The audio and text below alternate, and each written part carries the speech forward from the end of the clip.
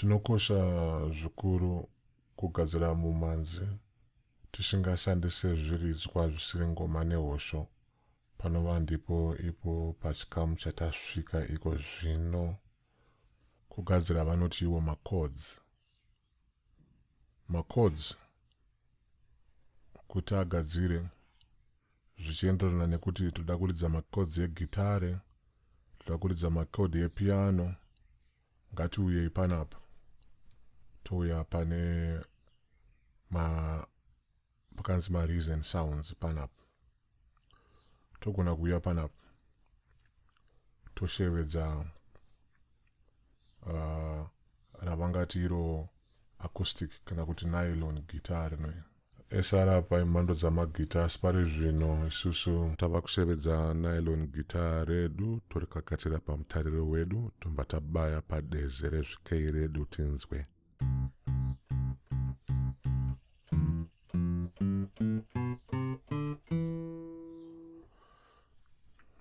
Patadedza kuti nylon guitar redu riuye panapa pamutsara wepatinorima ngoma yedu panapa.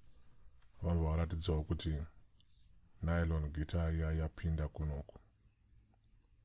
Zvadaro tikauya tikatora penzura yedu panapa wodzvanyirira pasi wodhonza wouya panapa pakamuseve kako kanaka ukabaya kairi. Uchaona kuti rega ndisimudze panapa kuti munyatsoona. Uchaona kuti kuruboshwe kwako kwane mufananidzo wedeze rezvikei uyezve ukabaya chero paunenge wabaya padeze ipapa sezvizvizvi.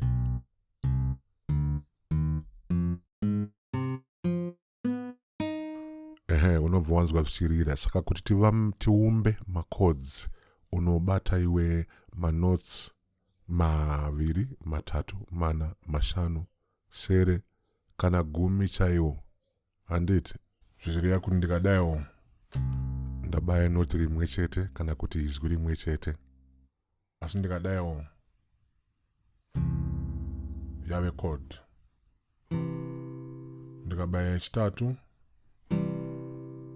yave chord. Ndikabaya yechina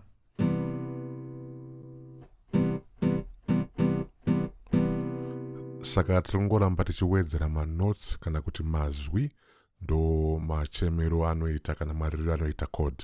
Regai timbomira pano, ngatisangane futi muchikamu chinotevera. Maita basa.